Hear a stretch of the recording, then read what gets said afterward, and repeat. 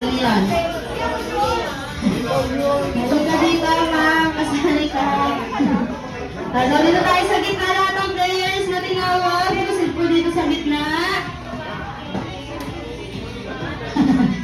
Ayan, tulipad ko yung gusto ni Daddy. Kasali yung dalawa kanina ng gusto tabi. Nasaan na si... Princess, nasan ka?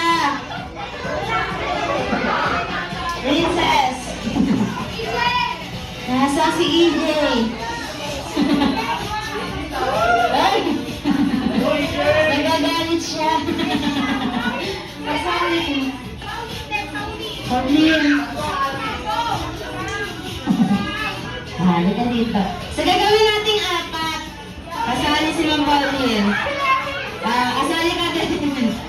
Sige, apat. Sino ba yung isang boy?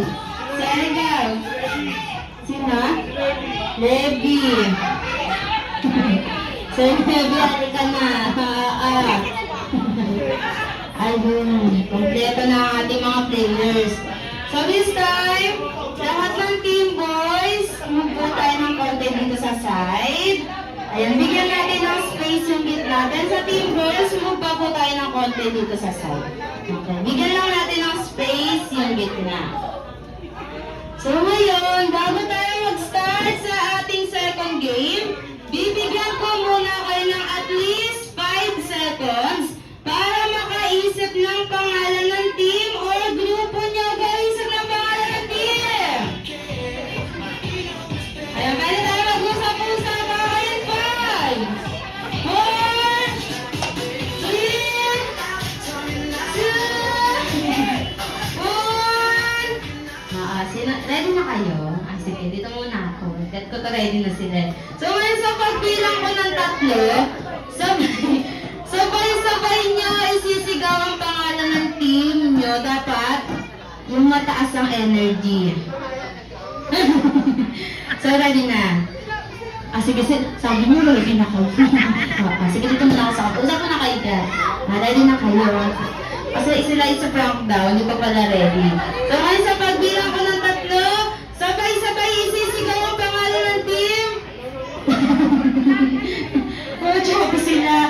Sige, another 5 seconds. Sige, okay, 5, 4, 3, 2, 1. Okay, ready na? Sige, dito muna ako. So ngayon sa pagbilang ko ng 3, sabay-sabay isisigaw ang pangalan ng team. Dapat mataas ang energy. So be ready, 3, 2, 1, team! Sex Bomb! Team Sex Bomb with matching posing. So ngayon, team boys, nakita natin kung gaano kataas ang energy ng Team Sex Bomb. Dapat mas mataas yung sa inyo. So, be ready sa pagbilang ko ng 3, sabay-sabay isisigaw ang pangalan ng team in 3, 2, 1, team! Sex Balls!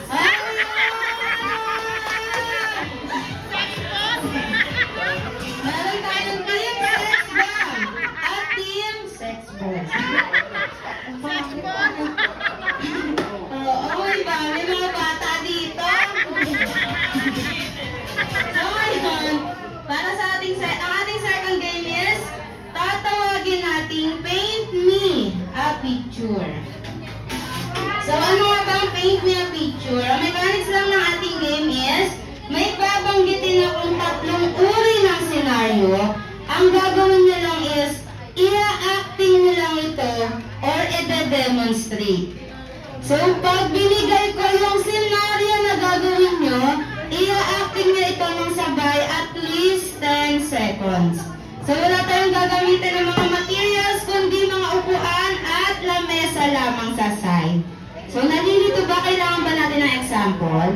So for example, paint me a picture of nasa school. Ito sa sir, pwede maging teacher, pwede maging estudyante, pwede maging principal.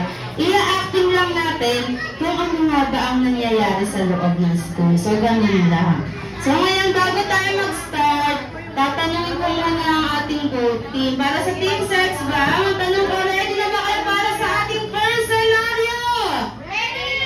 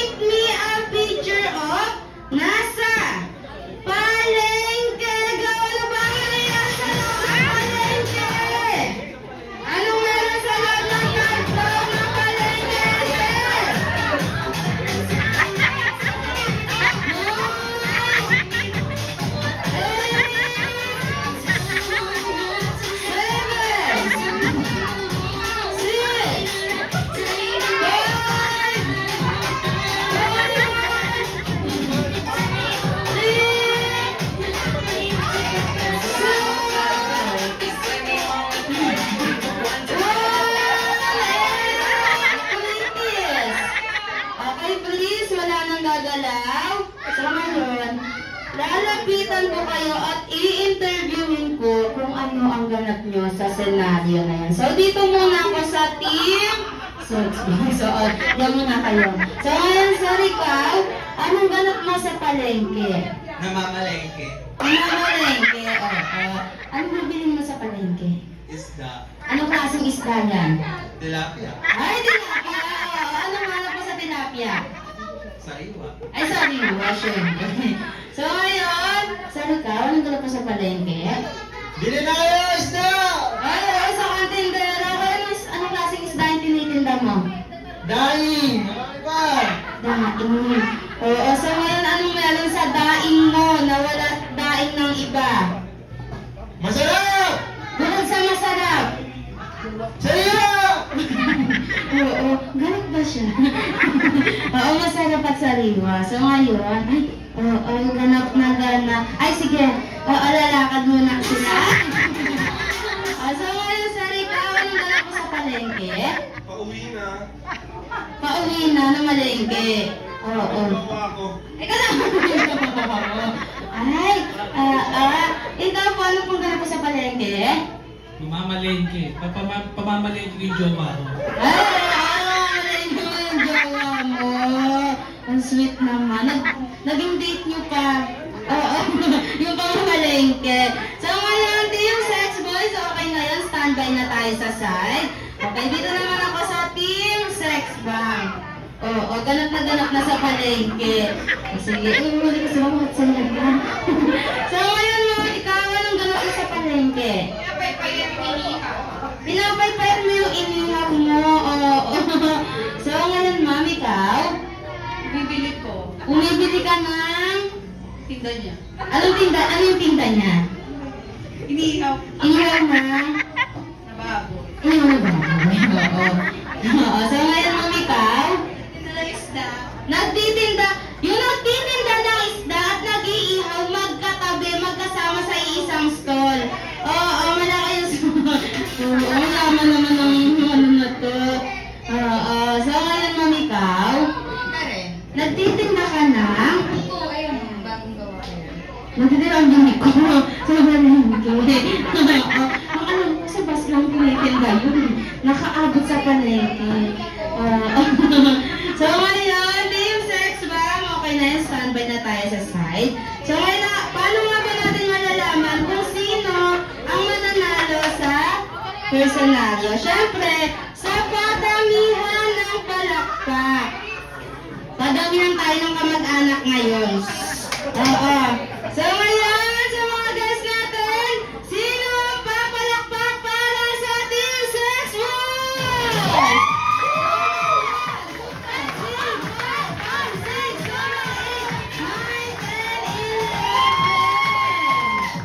Okay, nakakuha ko ng 11 ng palakpak. So this time, sino naman ang papalakpak para sa Team Sex Boys? 1, 2, 3, 4, 5, 6, 7, 8, 9. 9. Sige. Sige, ulitin natin. Nagagalit sila.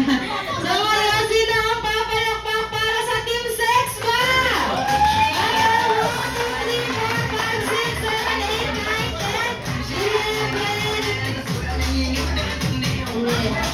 6 bomb.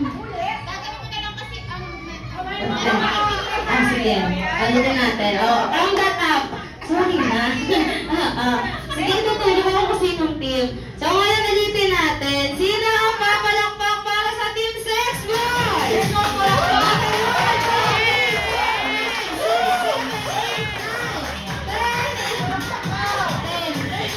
Papalakpak ka, sir? Oo, 10. Ayaw niya. Ayaw nila. 10 lang. Nabawasan. Oo. So this time, sino naman ang papalakpak para sa Team Sex Boys?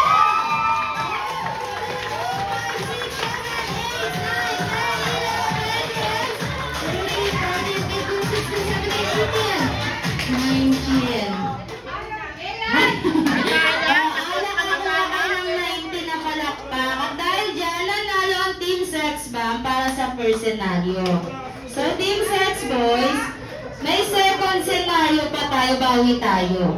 So para sa ating second scenario, kailangan natin galingan kasi this scenario is good for 2 points na. Then dito na natin malalaman kung sino ang mananalo sa ating